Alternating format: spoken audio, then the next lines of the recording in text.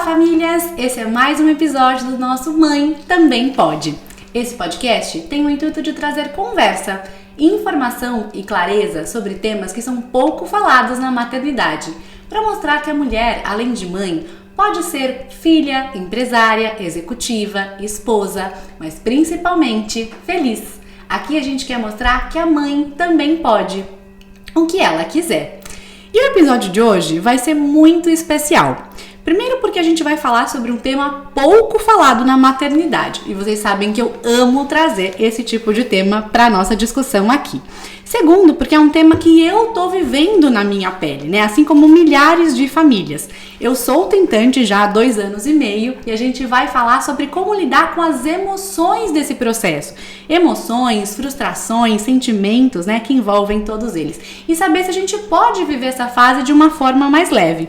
E para me ajudar a responder essas perguntas, nós vamos receber a psicóloga e psicanalista Cris Villatoro, que depois de também viver seu processo de tentante, hoje atua com apoio psicológico e emocional das famílias que vivem esse processo. A Cris é especialista em psicologia em reprodução assistida e membro da Associação Brasileira de Reprodução Assistida. Cris, muito obrigada pela sua presença aqui hoje. Eu que agradeço, Tati, a oportunidade de estar aqui com você e de poder falar um pouco mais, né, sobre toda essa questão que envolve todo esse processo de reprodução, de tentar mesmo engravidar, de conceber um bebê, que é tão difícil, né, que mexe tanto com as mães, né, a mulher e o casal, né. Com certeza. Sou eu que estou muito feliz de estar aqui. Ah, que bom. Então bora lá bater o nosso papo e eu queria que a gente começasse a nossa conversa falando como é que a gente identifica e gerencia a ansiedade relacionada a esse processo de tentar engravidar. Então, esse processo, ele é muito mais um autoconhecimento, né? Quando você começa a pensar sobre aquilo que você sente, né? Então, você tem ali alguns sintomas que você começa a perceber em si mesma. Então, se olhar para dentro, né? Perceber aquilo que você está sentindo, como está sendo o seu sono, né? Como está sendo as suas relações com os amigos e principalmente com o seu parceiro. Esse é um primeiro sinal de que pode mostrar para você que você pode estar com ansiedade, pode estar um pouco mais deprimida do que o normal, né? Então, eu acho que é o autoconhecimento, a autopesquisa, eu gosto mais dessa palavra autopesquisa do que autoconhecimento. A autopesquisa faz a gente olhar mais pra dentro e falar, poxa, tem alguma coisa que não tá legal comigo. Eu tô me sentindo esquisita, tô me sentindo com uma certa pressão além do normal, né?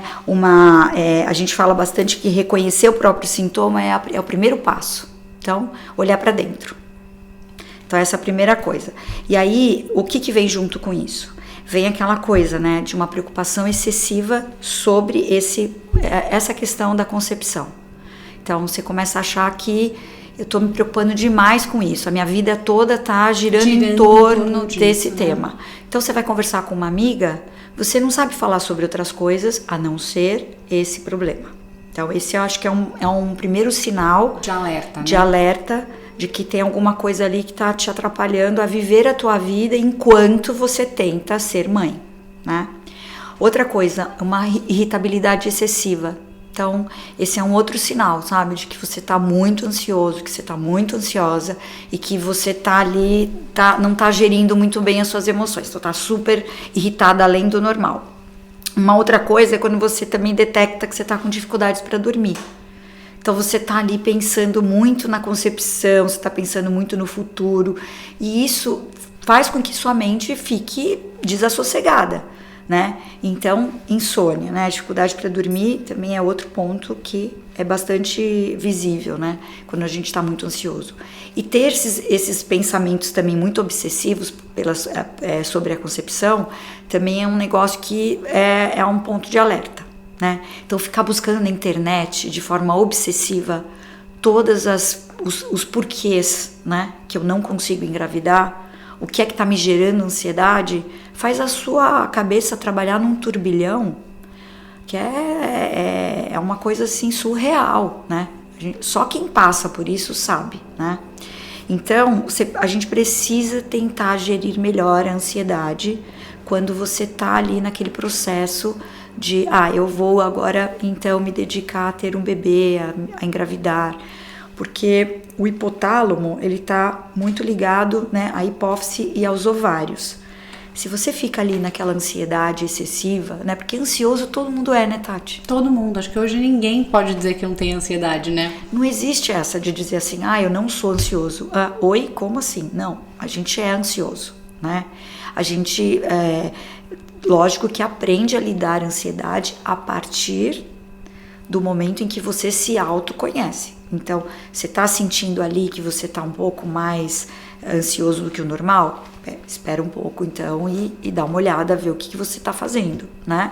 Então, trazer também a sua atenção para o presente é importante, porque quando você está ali, né, naquela ideia de querer engravidar, você fica muito pensando, então pera, qual que é o meu dia fértil? O que eu vou fazer nesses dias que antecedem? O que eu vou fazer no período fértil? Que dia que eu vou ter a relação, né, que é o chamado coito programado? Então, a gente começa a ficar numa paranoia mesmo, paranoia, né? E não é só a gente reflete isso no nosso parceiro. Sim, sem dúvida. Né? Então eu falo sempre que se preocupar com essa questão de entender o que você está sentindo e já você sozinho e já ir tentando ajustar, pode ajudar. Uma outra questão é você ter uma comunicação mais aberta com o teu parceiro. Então falar, olha, eu tô ansiosa, né? Então compartilhe os seus pensamentos de ansiedade com essa pessoa. Então essa pessoa também vai estar ansiosa. Sim, porque do mesmo tá passando junto com você, né? Da mesma forma que você tá ali tentando se preparar para conceber o seu bebê, o seu parceiro também vê a sua ansiedade. Ele também acompanha o jeito que você se comporta, né? Então, essa coisa de você estar muito irritado no dia a dia, isso reflete neles também, né? E buscar o apoio também de amigos também é bacana, sabe? De você conversar um pouquinho e tal. Compartilhar, né? Só que tem uma coisa aí meio complexa, que até particularmente aconteceu comigo, né? Quando você tá ali tentando engravidar e você quer conversar às vezes com uma mãe, um irmão, uma amiga, tal, essas pessoas elas sempre falam assim pra você: relaxa, né? Ai, meu Deus, o famoso relaxa, né? Relaxa, desencana, tudo vai dar certo, olha, vai lá e faz isso, e faz aquilo. E às vezes a gente não quer ouvir isso, a gente só quer ouvir assim: que difícil, né? Eu sei, eu entendo sua dor, olha, calma, vai dar tudo certo. A gente pode até ouvir se vai estar tudo certo, mas a pessoa não precisa falar pra você relaxar. Relaxa. Até porque, né, eu sempre brinco, falo, onde é que fica esse botão, né? Onde é que você aperta, se relaxa, né? A sua cabeça tá trabalhando em cima disso, né? E é todo mês você vivendo aquele ciclo. Então não dá pra você simplesmente deletar, né? Esquecer. Não dá. Então você precisa fazer um esforço mesmo extra, sabe? De buscar conversar com aquelas pessoas que você sabe que vão te dar algum apoio, né? Vão tirar esse peso emocional, mas de um jeito que não é isso, relaxa, vai viajar. Mas o que me mandaram viajar? A gente já tinha rodado o mundo. Tanto que me mandaram viajar. Haja investimento psicológico e financeiro, tudo isso, né? Então, acho que essa coisa também de você compartilhar ajuda a você diminuir, a minimizar esse peso. Eu senti isso, emocional. Porque nos primeiros meses a gente falou, não vamos contar pra ninguém, pra não gerar expectativas nas pessoas e a gente não sentir essa pressão social. Isso. Então, quando alguém falava no assunto, a gente desconversava, falava, não, a gente vai esperar mais um tempinho, já tentando. Chegou um dado momento que eu falei pro meu marido, eu preciso compartilhar. Eu falei, tá ficando pesado sozinha aqui pra mim. Aí eu compartilhei com a minha mãe, com a minha irmã, com os meus amigos, e aí a gente foi muito acolhido por eles também, né? Tirou um pouco desse peso, então foi muito legal compartilhar. E é uma mistura de sensações, né? Porque os pais, os amigos, né? As amigas ficam, ai, que delícia, que bom que você tá tentando e tal. Só que aí depois de alguns meses, sim, e aí, deu certo? Depois, claro. Está tentando ainda? Mas e aí, como é que é, né? Aí é que começa um pouquinho a forma. Mas pra mim também foi bom porque mudou a pergunta, porque como a gente tava dizendo que a gente não queria naquele momento, tava ali muito na insistência, de vocês vão começar, vocês vão tentar, Quando a gente falou que a gente já estava tentando e viram que a gente tava levando um pouco mais de tempo, as pessoas começaram a ser muito mais cautelosas ali na forma, sabe? Porque é isso, né? Os familiares, eles acabam querendo dar esse acolhimento, mas eles ficam também ansiosos tanto quanto a gente. Sim, sem né? dúvida. Então, as mulheres às vezes se identificam comigo quando eu digo que na minha família foi um pouco diferente, porque eu sofri muito essa pressão. Então, a minha mãe, assim, sem ela perceber, ela a cada, sei lá, 2 meses, ela me perguntava, mas e aí, filha? Tá namorando bastante? É lógico que eu tava namorando bastante, mas as coisas não estavam acontecendo. Sim. Então aquilo, eu falava, não mãe, não tô namorando não, eu tô olhando pra cara do meu marido e vendo se acontece alguma coisa. Lógico que a gente tá namorando, né? Então você fica ali muito, né, ansioso mesmo. E todo mundo tem um palpite, né, Cris? Assim, eu tinha amiga que fala, namora todo dia. Aí você fala, gente, mas como? Alguém consegue, né? Assim, todo dia? Tem dia que você tá cansado, tem dia que você não tá nesse clima. Aí você fica naquela coisa meio da obrigação, que eu acho que é péssima também. A gente se viu nesse momento falando assim, é assim que a gente quer conceber um filho, né? Tipo, não, a gente tem que fazer isso agora, dessa forma, sem nenhum clima. Aí tem amiga que fala assim, não, é dia sim, dia não. Aí você fala, gente, assim, né? Que cartilha que eu sigo, né? Você fica meio, tipo, por onde é que eu vou, né? Exatamente. Aí tem a cartilha do médico, né? Tem a cartilha do médico. Que o médico recomenda ali algumas coisas, né? Pro coito programado. E depende do médico, porque eu já tive médico que falou assim, mede a temperatura, faz isso, faz aquilo, né? E teve outra que falou assim, joga fora o teste de ovulação, esquece. Ela falou assim, vai lá no seu tempo, você já sabe qual que é a semana, dia sim, dia não, quando vocês estiverem afim. Ela falou, é assim que vai dar certo. Olha, então até a opinião do médico é diferente. É muito diferente. Então, e assim, eu sou muito mais dessa segunda dica, né? Dessa segunda linha, porque senão é isso que acontece. Aí a gente fica mesmo ansioso. Então você quer olhar lá no aplicativo se você tá ovulando ou não. Aí você liga pro teu marido e fala, então, olha só, hoje à noite, você pode vir mais cedo pra casa? Até aí tudo bem, você até deu um toque, falou, olha, vem pra mais cedo, né? A gente vai, né, vai ter uma coisa gostosa, a gente vai fazer uma coisa gostosa e tal, né? Claro, já liga o botão do homem, que é uma delícia, ok, tá? Só que quando isso começa a ficar um negócio, né, obsessivo, aí é chato. Programado demais, porque aí, exato, que aí você vai lá e namora só mesmo pra corresponder a essa demanda. Esse calendário, né? E aí, cara, a coisa vai degringolando mesmo. E são nesses momentos que eu recebo muitos casais lá no meu consultório. É nesse momento, é nesse limiar, porque eles começam a sentir que estão se distanciando, acham que já tá tudo errado essa história de querer engravidar, já começam a achar que não tá certo, que eles estão se perdendo enquanto casal, e que eles estão amando um terceiro, querem tanto um terceiro no meio dessa história, que se perdem enquanto dois, né? Então a dupla se perde. Aí fica pensando no trio, mas e a dupla? A dupla acabou. Se não aconteceu a dupla, se não tiver a dupla, não tem como ter, né? Então eu recebo muitas pessoas nesse momento, assim, né? Então, no meu caso, depende bastante, porque eu tive muito essa pressão, sabe? Muito minha e também das pessoas que estavam ali pertinho de mim. E do meu marido na época, né? Porque ele também queria muito ser pai. Então aquilo também me deixava um tanto mais ansiosa do que o normal, né? E aí o que eu comecei a perceber? Que eu tinha que praticar algumas técnicas, né, de meditação, de mindfulness, que me ajudaram um pouco a estabilizar essa minha ansiedade. Então eu tentava fazer respirações, né? E aí conseguia, melhorava bem, percebia que no meu tom da fala, né? O jeito que eu me movimentava nos dias também já eram mais tranquilos, porque eu era agitadíssima, né? Eu ficava agitada, né? Por causa dessa coisa de que eu preciso estar bem, me alimentar bem, ter qualidade de sono para eu poder engravidar. Então era uma loucura mesmo essa coisa. Então aquilo me deixava muito presa aos protocolos. Você entra um pouco numa paranoia, né? Eu também passei por isso. Então você fica assim, não posso, por exemplo, a médica falava, não toma vinho. Aí eu falei, tá bom, então ele ficava ali, não posso beber, não posso fazer isso, tenho que dormir cedo, tenho que... E aí tem uma hora que você fala assim, socorro, né? Eu falei, gente, Não se dá. eu tivesse nesse protocolo, eu tava o quê? Há 2 anos e meio sem tomar um vinho com meu marido. Então, aí isso... eu falei, não dá pra entrar nisso. A mesma coisa com o sono, não é da minha natureza. Eu sei que eu preciso dormir bem, ter uma boa qualidade de sono, mas eu não consigo estar na cama 10 horas da noite. Porque a gente chega tarde do trabalho, a gente tem um tempo de jantar, a gente gosta de ficar um tempo junto. Então você vai entrar nessa paranoia das 10 horas da noite, larga tudo que você tá fazendo pra ir dormir. Não é assim, né? Não é. Não Tanto pode é ser assim. que você talvez vá conceber o seu bebê exatamente sendo a Tatiana que você sempre foi. Como é que você vai conceber um bebê sendo uma pessoa que você nunca foi? Como que você vai... Como? Isso não funciona, né? Então, eu falo assim, regular o sono é importante? Sim, mas não na paranoia. Sim. Então, você fala assim, poxa, eu preciso de atividade física, vamos supor, uma pessoa é sedentária. Daí ela vai lá na ginecologista, a ginecologista dela fala assim, olha, então, para você poder conceber e você conseguir melhorar a sua qualidade de óvulos e tal, seria muito adequado você se exercitar. Cara, é uma boa dica.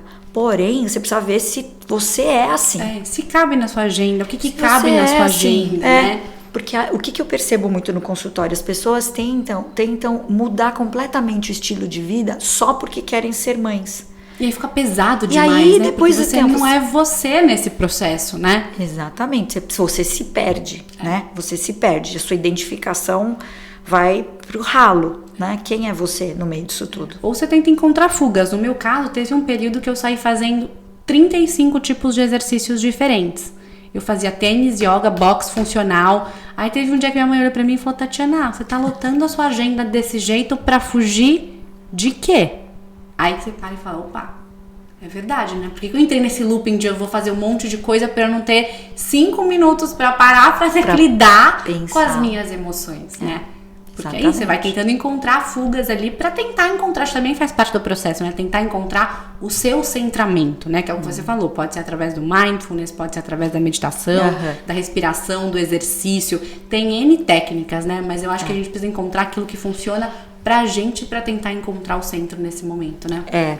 E você sabe que é o seguinte, né? Quando você... todas as pessoas me contam, assim, me falam bastante, e eu também lembro que quando eu tava, né, nessa situação de tentante, as pessoas me falam assim, elas falam assim, a gente acaba pedindo muito pro nosso parceiro seguir mais ou menos o mesmo estilo de vida, né? Só que às vezes não dá. O seu parceiro tem um estilo de vida, você tem outro. Então, que tal os dois serem quem você se sente confortável, né? De continuar sendo quem são. E aí, lá na frente, vocês vão se encontrar nesse propósito. Não dá para você mudar completamente tudo, né? Então, eu tenho um paciente que ele fala assim, poxa, eu percebi que eu precisava parar de fumar para poder ajudar nesse processo, né, de engravidar, porque eu percebia que, claro, eu sou parte importante. Metade do processo, né? Pelo menos, né? De tudo isso. Então, ele foi e buscou isso. Então, assim, veio uma pulsão dele de dentro, né? Uma coisa interna. Então, ele soube que isso poderia... foi comentado pelo médico, que isso poderia ajudá-los, e foi o que ele fez. Então, ele foi nesse processo. Então, esse tipo de ajuste é super bem-vindo. Mas não dá para ser a paranoia, né? Como você mesma disse. E a pressão, né? Você tem que ser você uma dos dois, né? E a gente se sente impotente mesmo com o futuro, porque mesmo fazendo tudo certinho, qual é a garantia de que você vai engravidar? Exato. E você não vê, né? Eu acho que isso que é o mais difícil, é você lidar com essa frustração de assim, eu estou fazendo tudo conforme o protocolo e mesmo assim não tá dando certo, né? Então você fica se cobrando, será que eu tô fazendo alguma coisa errada, né? Será que eu deveria estar dormindo mais cedo? Será que eu deveria estar comendo melhor? Será que eu deveria não estar tomando esse vinho? Então você fica nesse será que? E aí acho que tem uma hora que você fala assim, gente, não dá pra você viver nesse looping, né? É muito desgastante. Pegando o gancho do que você está dizendo, o que eu falo bastante para os casais que eu atendo é o seguinte: os extremos são complexos, são complicados. Por exemplo, o nada e o muito, tudo, né? Tudo que, né? Então, cara, assim, por exemplo, você fala assim, eu não devo beber? Claro, não deve beber muito. né? Você deve praticar atividade física? Sim, mas também não deve ficar, sabe, achando que a atividade física vai melhorar a tua qualidade dos óvulos, dos seus folículos.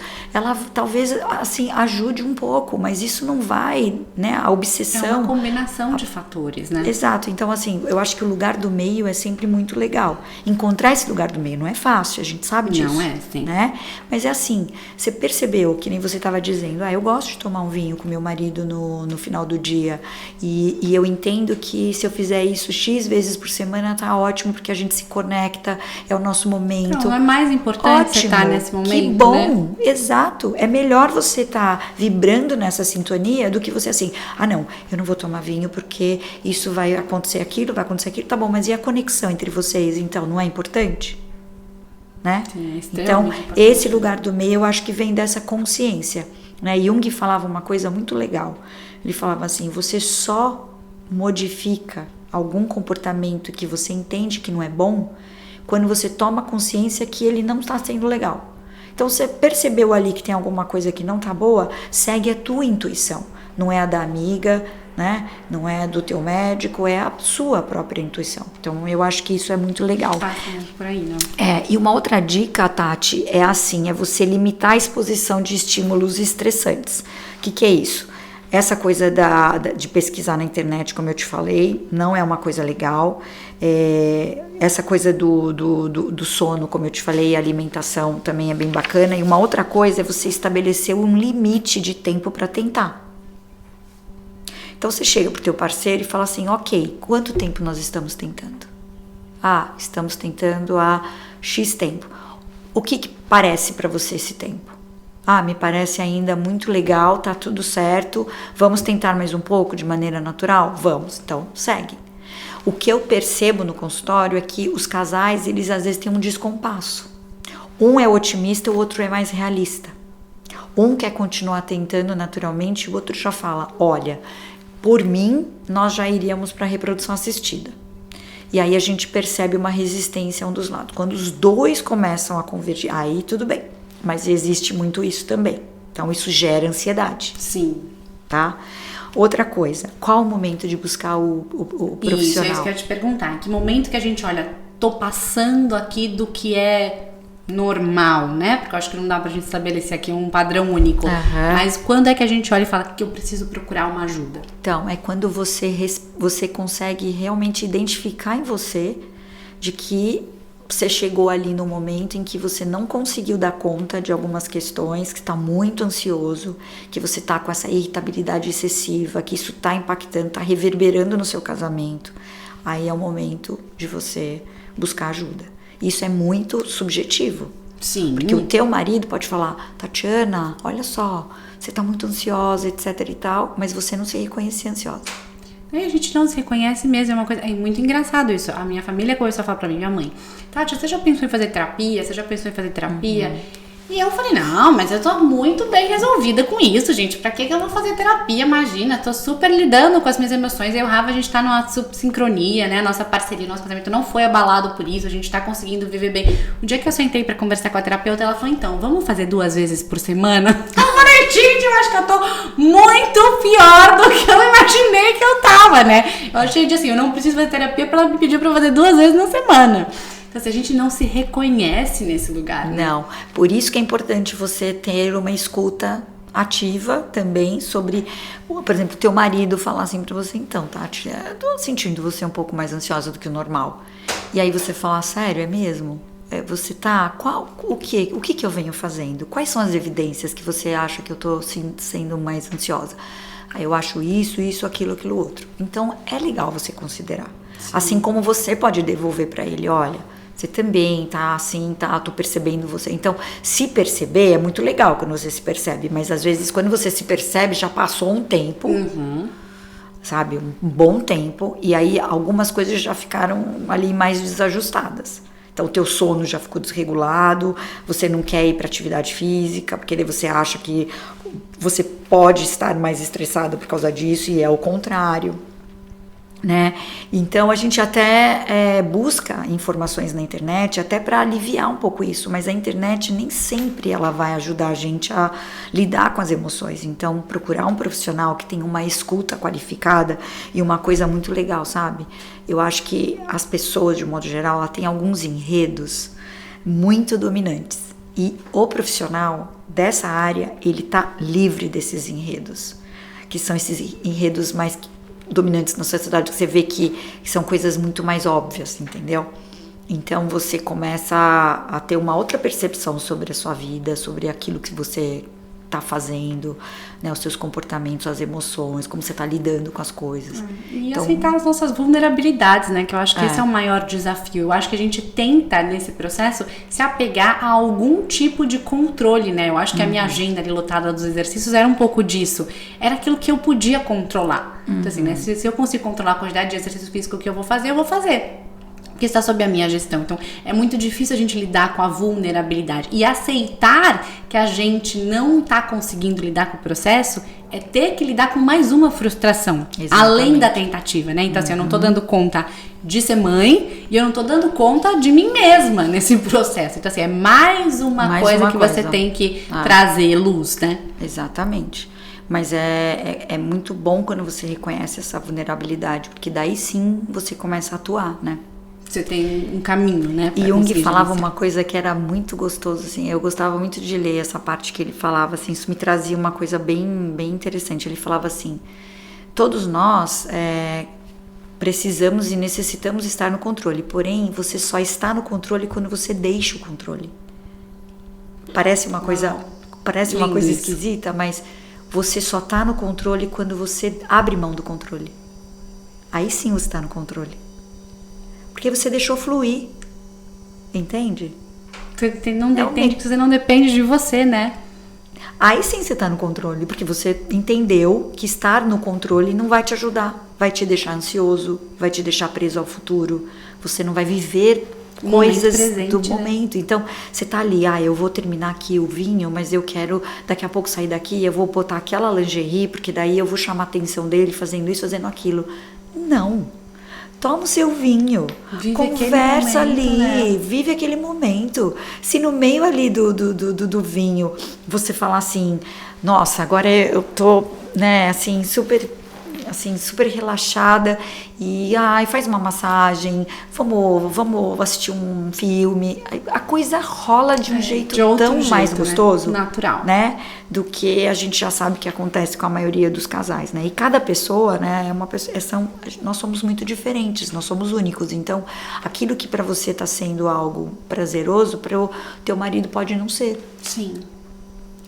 E aí como é que a gente faz? Né? Com certeza. Então eu acho que essa parte também é bem interessante. E Cris, eu ia te perguntar justamente sobre os parceiros, porque se para nós mulheres já é um tabu a gente ter que lidar com os nossos sentimentos e mesmo conversar a respeito disso, e eu acho que nós somos muito mais abertas a isso, para os homens eu acho que isso deve ser 2 vezes mais. Né? Então assim, como é que a gente aborda esse tema em casa com os parceiros? Você tem alguma dica de como é que a gente traz esse homem também para esse espaço de mais vulnerabilidade? Então, olha só, o homem, né, a comunicação com o homem, ela precisa ser mais gentil, mais compassiva. Porque para os homens é muito mais desafiador falar sobre sentimentos. Eles não estão acostumados. Por exemplo, você falou com a sua mãe, falou com a sua irmã, mas o teu marido pode ser que ele não tenha esse hábito de falar nada para ninguém, né? Então, é muito mais difícil você acessar o homem nesse lugar. Muito mais. Então você precisa ser mais gentil, você precisa de uma dose extra de compreensão, né? E empatia, né? Pelos sentimentos dele. Mas uma dica assim que a gente faz, né? Lá no consultório, que eu particularmente eu aplico e eu também tento assim ajudar as minhas pacientes no individual, né? Que às vezes eu também faço só a terapia com a mulher, né? E o que eu falo muito é manter a comunicação. Compartilhar os sentimentos. Essa é a parte mais importante. Como é que você não vai compartilhar o que você sente e fazer o outro se sentir confortável também de falar com você, se você também não ajuda ele a entender que ele pode falar com você? Ele tem essa abertura. É sem julgamentos, né? Sem julgamentos, mas para que eles se abram, para que eles consigam também se sentirem à vontade, eles precisam sentir esse lugar de segurança. Então, cada casal vai ter a sua dinâmica, mas você precisa trabalhar isso, porque o homem ele vai internalizar muito mais. E como o homem ele assiste muito mais a ansiedade da mulher, ele fica pensando o quê? Não vou falar nada, não vou perguntar, eu não vou falar nesse assunto. Alicerce ali, né? Então, assim, vou te dar o suporte para você, né? Mas eles também precisam desse. E quando você entende isso e fala assim, me fala um pouquinho, como é que tá sendo para você essa coisa de querer ser papai? Pode ser que você ouça uma coisa que ele nunca teve a coragem de dizer para ninguém. Nossa, tá muito difícil, eu não imaginava que ia ser tão difícil dessa forma. Tem dias que eu choro, tem dias que eu fico preocupado com você, tem dias que eu também não consigo dormir porque eu vejo você tensa. Ou seja, você compartilhar, né, e você se sentir inserido na vida daquela pessoa e saber que você pode dizer o que sente, é a dica, assim, que é a mais importante. É você deixar essa pessoa entender o que você sente, mas sobretudo entender o que ela sente, porque os homens realmente eles não falam, eles não internalizam. No consultório eu tenho as outras práticas, né? Mas em casa, assim, entre o casal, é sempre tentar buscar essa comunicação. Tem alguma dica de como é que a gente cria esse ambiente para essa comunicação mais aberta? Ter um momento específico, ter ali um dia da semana? A gente separar mesmo um espaço na agenda para isso? Funciona melhor a gente fazer num momento de lazer, por exemplo, numa viagem que a gente está mais relaxado? O que a gente pode trazer de dica aqui para esse momento de comunicação? Não existe, é engraçado você me perguntar dessa forma, né? Tem o dia da semana, você viu que você me perguntou? Tem o dia da semana? Não existe isso. Tem o teu feeling. O seu feeling vai te ajudar a saber a hora certa para você falar isso. Vamos supor que você está nesse momento mais descontraído mesmo, e você está ali tomando seu vinho, né? E aí você fala, sabe, tem uma coisa que às vezes me preocupa, que às vezes eu vejo você calado, às vezes eu não vejo você me contar o que você está sentindo durante, né, essa fase nossa. Me fala um pouquinho, como é que você está se sentindo sobre isso? Vai gaguejar, vai titubear, mas ele vai começar a entender que ele pode falar. E aí ele vai abrir. É como se você abrisse uma frestinha da porta. Ele vai pegar essa porta, se ele quiser, ele vai abrir essa porta e ele vai falar, ai, que delícia, que bom que ela me perguntou, né? Que ela não tá tão só ligada na própria dor. Porque o que acontece com a gente, né? A gente fica tão achando que é o fim da picada a mulher não engravidar, que a gente não percebe o nosso parceiro. Ele tá ali também tentando, ele tá sofrendo também. E eu me lembro que isso era uma frase... lidar com a sua própria frustração, né? Eu lembro que era uma frase muito... que eu ouvia do meu ex-marido, né? Porque depois eu casei de novo. Então, o que acontece? Ele falava assim pra mim, Cris, eu também tô sofrendo, né? Eu também tô aqui tentando. Então, assim, eu também choro. Então, é muito legal quando você consegue... abrir isso, né? Então a dica seria, não tem um dia da semana, não tem uma viagem, não tem. Aí tem pessoas que falam assim, o pillow talk funciona? Funciona. Porque quando você tá ali naquele momentinho mais da intimidade, que vocês estão ali deitados, que vocês estão ali abraçados e tal, aí você fala, puxa, né, tá difícil pra gente, né, esse momento, né? Tá muito difícil, né? Tá difícil. Mas o que você tem percebido sobre isso? Eu tenho percebido tal coisa e tal. E aí vem aquela coisa, quanto tempo mais a gente vai ficar tentando dessa forma? Né?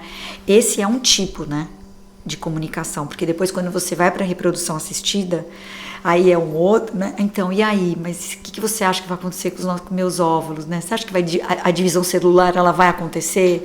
Você acha que os embriões? Então aí são etapas, mas a etapa de tentante... essa coisa mais do sentimento, das emoções e tal, assim, mais do antes, né? Antes desse processo da reprodução. Então, não tem uma dica específica de Tati. Mas eu acho que a gente pode pensar como é assim. Importante isso, né? A gente se pegou muito nesse momento de ter, assim, um dia, a gente brincou da conversa difícil, assim mesmo, sabe? Da gente, de fato, sentar e ser vulnerável um com o outro, assim, de se abrir para poder falar de todos esses sentimentos. E foi muito importante. E ele se abriu, ele conseguiu se abrir. A gente conseguiu isso é ótimo. Se conectar nesse processo de novo. Porque, assim, a gente sabe que eu, pelo menos, tenho, né, não posso reclamar, porque eu acho que a gente conseguiu criar uma parceria muito de se apoiar. O Rafa é super engenheiro, super racional. Então, o dia que eu tô muito emotiva, ele me puxa, tipo assim, calma, né, tá tudo bem, vai dar certo. E vice-versa. Às vezes, quando ele tá muito cético, aí eu puxo ele também pra esse lado, um pouco mais pra emoção. Mas a gente sabe que essa não é a realidade de muitos casais, né? Muitos casais se afastam nesse processo. Então, como a importância dessa comunicação, dessa vulnerabilidade, né? E Jung falava o seguinte, ele acreditava que a chave do relacionamento saudável era a individuação. A individuação, ela é aquele processo de tornar consciente, né, de si mesmo e aceitar a própria identidade enquanto você reconhece e aceita a identidade do parceiro. Então, é isso que você acabou de falar. Como cada um lida, né, com a situação. Porque não necessariamente o parceiro vai lidar da mesma forma que você. Não, né? Exato. Então, você tem que respeitar essa individualidade. A gente falou dos homens e agora eu queria falar um pouquinho também sobre a pressão social, Cris. Porque a gente sabe que esse é outro ponto difícil. Se você tem alguma dica de como é que a gente lida ou como é que a gente responde. Eu tive um caso de estar sentada assim numa mesa com os amigos, pais dos amigos, e um pai de uma amiga perguntar pra mim: todos os seus amigos têm filhos, vocês não podem ter? Usou essa palavra. E era uma pessoa que eu tinha pouquíssima intimidade.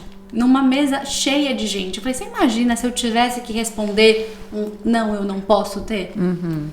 E aí eu fiz aquela cara, né, meio de paisagem, não, a gente né, tá aquele tentando, sorrisinho meio E aí você fala assim, as pessoas não sabem lidar com esse processo socialmente, né, não sabem como, enfim, te aconselhar. Eu sei que sempre tem a melhor das intenções, mas a gente fica em algumas situações delicadas. Você tem alguma dica que você dá aos seus pacientes de como é que a gente sai pela tangente de forma elegante? Olha, às vezes não dá pra sair de forma elegante, tá? Sendo bem sincera, eu acho que depende muito do approach da pessoa. Se a pessoa for totalmente inadequada, talvez você possa só responder se é verdade, pois é, não sei também. Deixar a pessoa também um pouco, sabe, ali desconfortável, porque se essa pessoa ela não teve a delicadeza de também te fazer uma pergunta de um jeito mais polido, por que é mesmo que você tem que ficar ali toda cheia de dedos? Entende o que eu quero dizer? Sim. Porque as pessoas ficam assim, ai meu Deus, eu tenho que ter um jeito certo de responder para essas perguntas, né, inadequadas. Não tem um jeito certo. Você também tem que ver o dia, como é que você vai estar naquele dia. Se você estiver num dia onde você vai estar com um pouco mais de paciência, você pode até dar um sorriso e falar, então você tá vendo? Realmente, né? Tá difícil, eu tô tentando sim, mas não tá tão fácil pra mim. Tô aí num processo de fertilização, ou tô tentando e tal. A pessoa, às vezes, ela se contenta com esse tipo de resposta e tá tudo bem, ela já troca de assunto. Mas se for uma pessoa muito invasiva e ela ficar ali, né, perguntando pra você, insistindo contigo uma pergunta completamente, né, descabida, porque ela não tem intimidade com você o suficiente pra você falar, talvez você tenha que dar umas respostinhas assim, muito pela tangente. É verdade, né? Você vê, então, mas então, vai chover hoje, né? Nossa, quantas pessoas tem aqui nesse lugar, né? E você tem filhos? Joga de volta. Porque essa coisa é tão inadequada que não tem nenhuma receita, sabe? É tão descabido esse tipo de coisa. Agora, quando vem uma pergunta de alguém que você tem intimidade, aí é aquilo que eu te falei. Você tem intimidade, então do mesmo jeito que você tem, a pessoa te falou, você também pode responder do jeito que você achar melhor. Ninguém que não pode perguntar, pode super perguntar, mas acho que tem a forma de perguntar. Exato, né? A maneira é muito importante. A maneira como você pergunta. A gente sabe, né, como eu falei, as pessoas têm boas intenções, né? Então às vezes a gente tá num lugar cheio de gente, eu pego um copo de água, a pessoa, não vai beber, não quer contar alguma coisa, aí você fica tipo, ai meu Deus do céu. Você vai lidando com essas coisas. Tem que ir lidando de um jeito ok, né? Mais na brincadeira, porque então, tá vendo? Tô aí, né? Tô tentando ainda, vamos ver. E tentar ser o mais breve possível na resposta, não ficar esticando o chiclete. Porque senão você fica ali tentando justificar o injustificável. Como é que você vai justificar um negócio desse? Não, eu tô bebendo água porque eu tô com sede. Simples, né? Simples assim, não é porque você não tá bebendo alcoólico, né? Que significa que você tá, né? Então, assim, tem pessoas muito inadequadas mesmo, né, Tati? Mas não dá pra você controlar isso, né? Eu acho que a gente tem que tentar se blindar de algumas formas, porque eu lembro que um dos dias, eu falei, eu sentei e chorei poucas vezes nesse processo, apesar de ele ser muito, ter um mix de emoções que eu senti todas elas ali, mas sentar e chorar mesmo foram poucas vezes. Mas teve uma que eu lembro que a gente tava também num grupo de amigos e tinha uma amiga que tava tentando engravidar, e quando ela conseguiu engravidar, uma pessoa ali do nosso círculo falou pra ela, tá vendo? Eu falei pra você que era só pensar positivo que ia dar certo. Aí aquilo me pegou de um jeito. E pega mesmo. E aí foi no dia seguinte, eu acordei, assim, eu lembro que o Rafa tava no banho, eu sentei na cama, eu comecei a chorar. Eu lembro de eu falar isso pra ele, eu falei pra ele, será que eu não tô querendo o suficiente? Né? Será que eu não tô colocando toda a minha vontade nisso?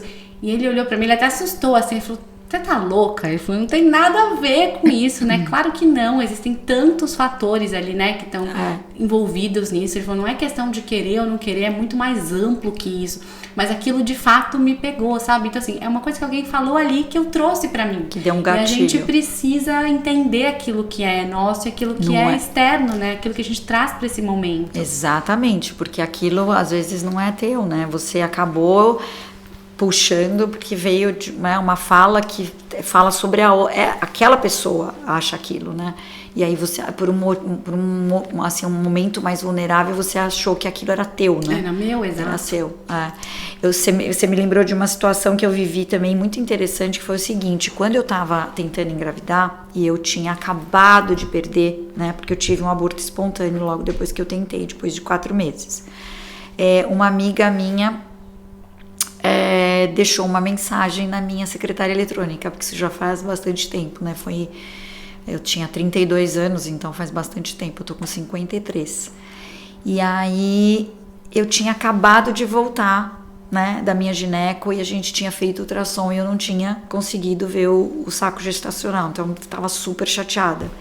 E aí essa minha amiga deixou uma mensagem, amiga, olha só, eu tô grávida, eu não ia te contar porque eu sei que você tava, né? Entendeu? Então assim, naquele dia também eu fiquei bem chateada, porque eu falei, cara, será que eu tô fazendo alguma coisa que não tá sendo certo? Porque todo mundo consegue engravidar, por que eu engravidei e perdi? E é um pouco desse sentimento, né? Como a gente não fala sobre esse assunto, é o que a gente tava falando antes aqui, né?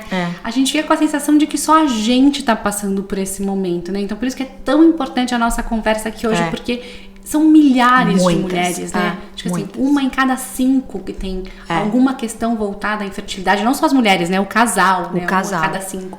Então assim, é muita gente passando por isso, né? E a mulher sempre toma a responsabilidade pra ela da infertilidade. Às vezes a infertilidade nem é dela, é do parceiro. Mas como culturalmente, né? Socialmente a gente está inserido nessa sociedade onde, se você está com dificuldade para engravidar, você está fazendo alguma coisa que não está certo.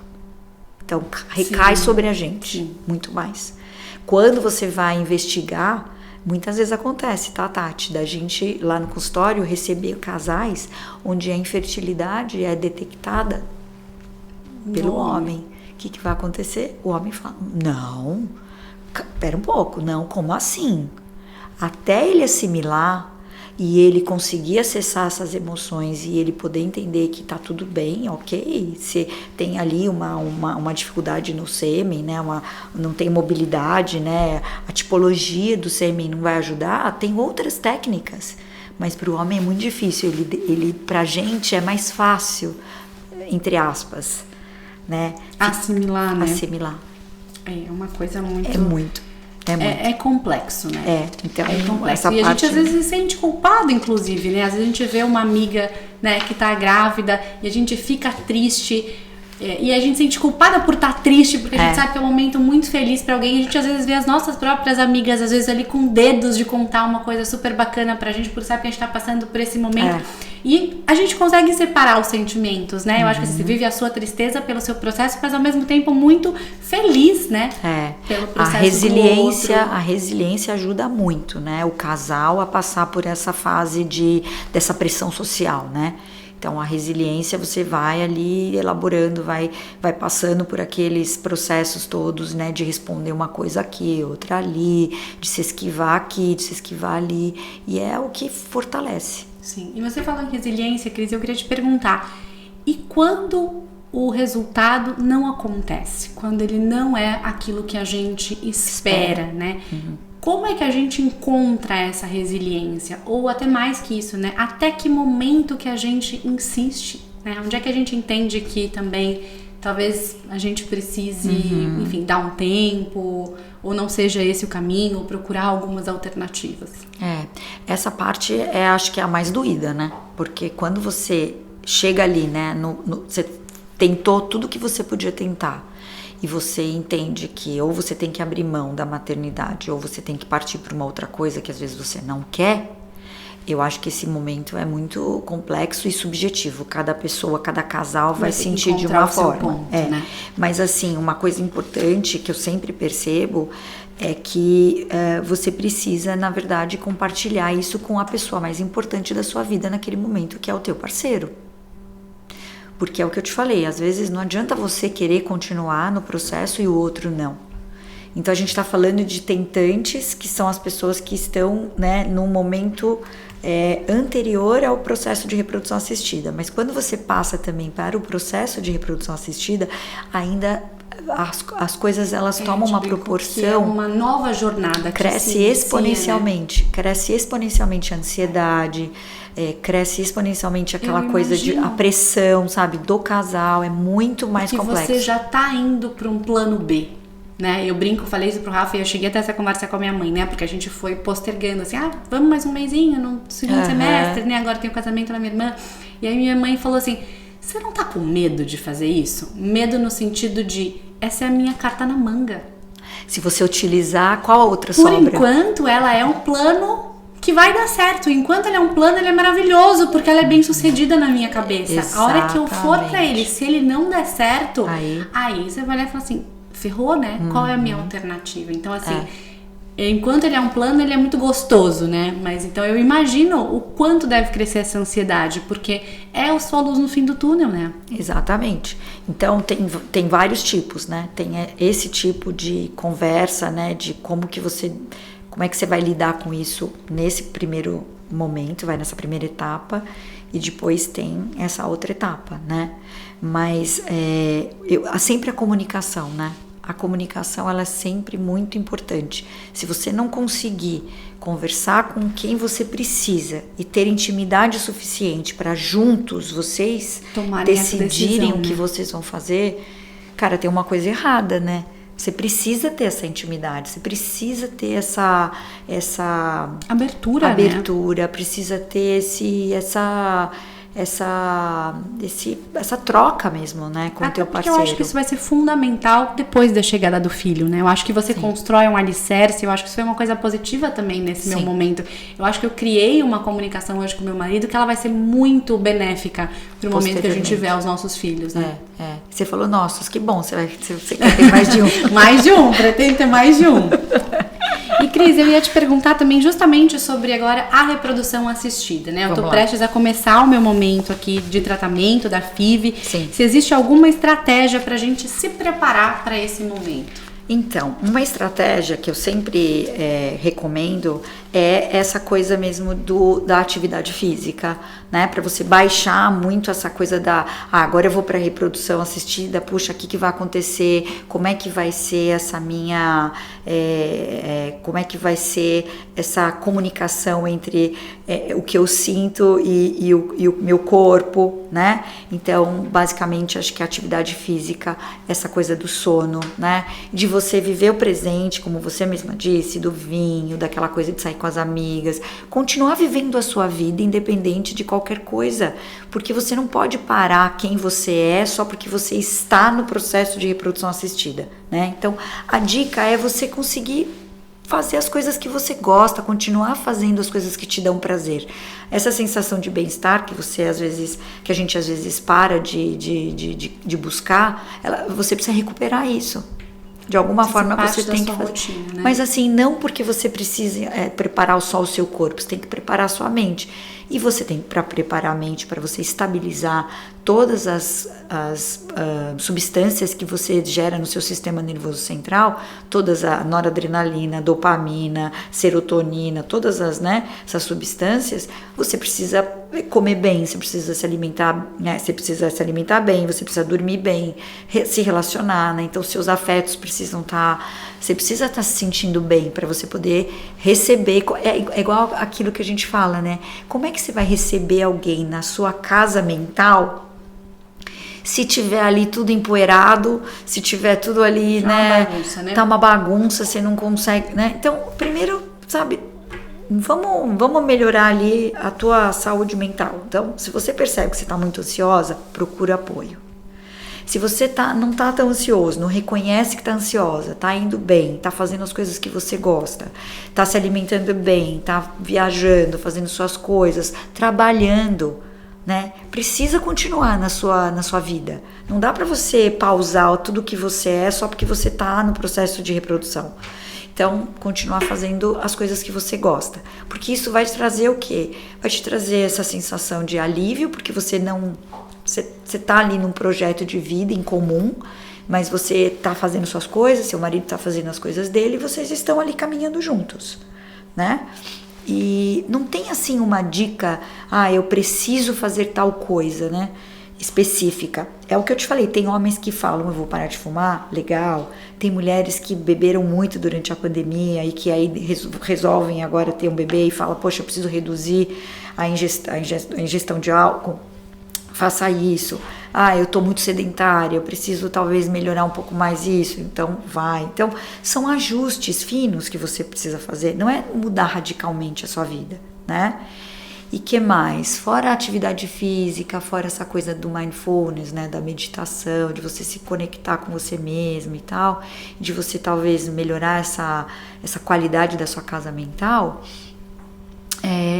essa autopesquisa sua é importante, né? Então, reconhecer os seus sentimentos. Você está ficando muito irritada com as coisas, tá muito, além de irritada, tá sem paciência, tenta buscar o que está te gerando aquilo, se alguma coisa é gerada no trabalho. Se for gerada no trabalho, você tem que entender que naquele momento você também precisa dar uma desacelerada, não ficar no controle absoluto de tudo, deixar algumas coisas, alguns pratinhos, de repente, se esses pratinhos caírem, não achar que é o fim do mundo, né? Porque você tem outro propósito. Acho que é esse equilíbrio, né, que a gente tem que buscar sempre, que é fácil falar, mas é difícil fazer. É difícil praticar, com certeza. Mas eu acho que são coisas que são úteis pra vida, né? Pra vida. Que com certeza vão ser muito aplicáveis na sua maternidade, né? Porque depois vem um desafio intenso também pela frente, né? Puerpério. Então, eu acho que se você trabalhar nesse autoconhecimento, vai ser útil em todas as instâncias, né? Eu acho que eu posso dizer por mim o quanto eu acho que eu amadureci nesse processo, né? Até de entender que a gente não tem controle sobre muitas das coisas, né? Aliás, nada. Praticamente nada. Tenho bem controle sobre bem poucas, inclusive. Mas é isso, a gente não tem esse controle, né? Então é fazer aquilo que tá sob a nossa gestão, né? Pra mim tem sido super importante um processo de me reconectar com a minha fé, espiritualmente, você buscar, né, esses caminhos, eu acho que também para acalmar um pouco a mente, acalmar o coração, acho que é encontrar aquilo que funciona de fato para você, né?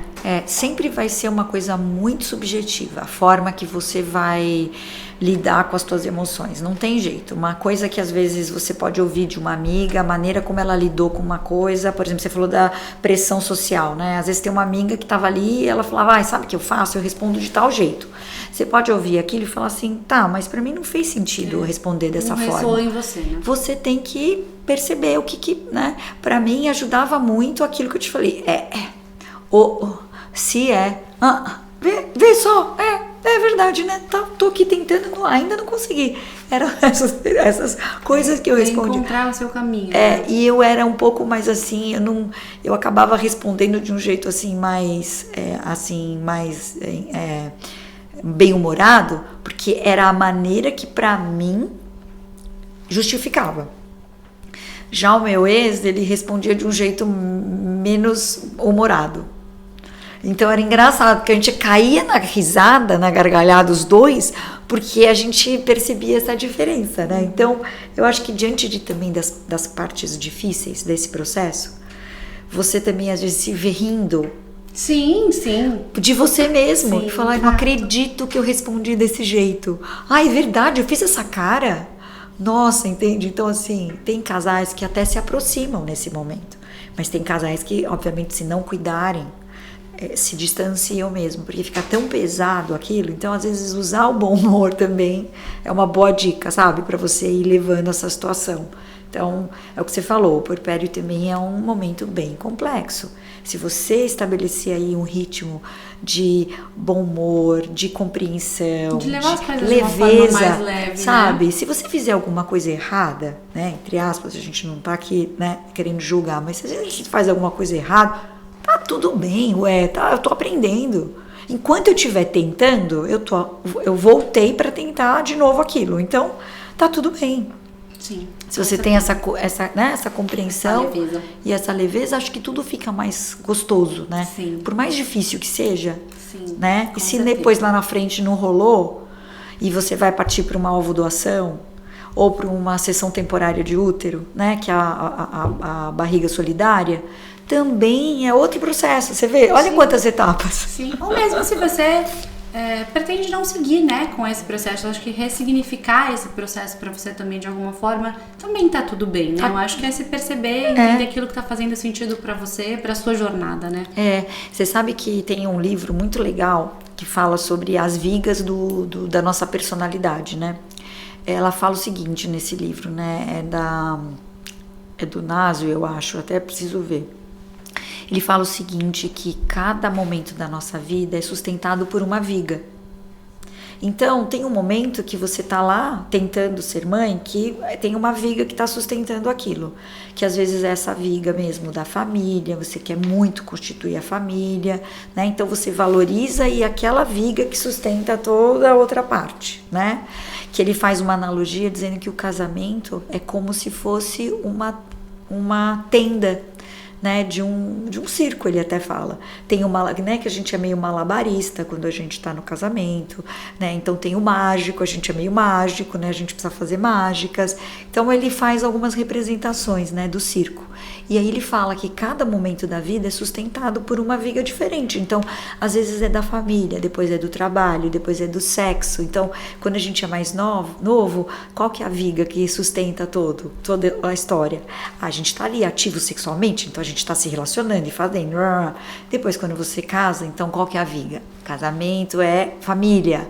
Depois que você constitui uma família, qual que é a outra? Vai mudando.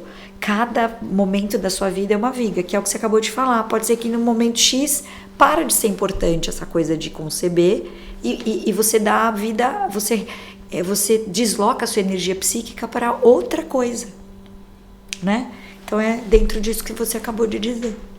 E Cris, nosso papo tá uma delícia, mas pra gente encerrar, eu queria fazer pra você a pergunta que eu sempre faço para as nossas convidadas em relação ao nosso nome. Você que lida diariamente, né, com mamães ou futuras mamães, pra você o que mãe também pode? A gente estava até falando isso um pouquinho antes, né? Eu não sou mãe, né? Eu acabei não seguindo com a maternidade, mas eu acho que mãe pode tudo, Tati. A mãe, ela tem essa... A gente estava aqui falando, né? Parece que a mãe tem esse aval, né? E aí você até falou, e tem o aval também, né? De não poder muita coisa, porque falar... De achar que já não pode, que eu não, né? Já que eu fui mãe, eu não posso isso, né? Já que eu sou mãe, hoje em dia eu não posso botar um batom vermelho, que foi o que você falou, que eu achei bem interessante. Mas eu, assim, acho que mãe pode tudo. Tudo mesmo. A mãe tem um aval para fazer o que ela achar que deve fazer. Concordo plenamente. É isso que a gente está defendendo aqui no nosso podcast. Cris, muito obrigada pela sua presença aqui hoje, por trazer tantos insights, tanta inspiração. Eu acho que mais que isso, acolhimento para as famílias que estão vivendo esse momento de tentativas. Eu que agradeço de ter vindo aqui. Obrigada pelo convite. E eu espero ter conseguido ilustrar aí um pouquinho, né? E representar essas emoções, esses sentimentos todos que a gente sabe que nesse nessa fase é bem complexo. Mas eu que agradeço. Muito obrigada. Obrigada a você. Esse foi mais um episódio do nosso Mãe Também Pode. E a gente se vê na semana que vem. Tchau, tchau!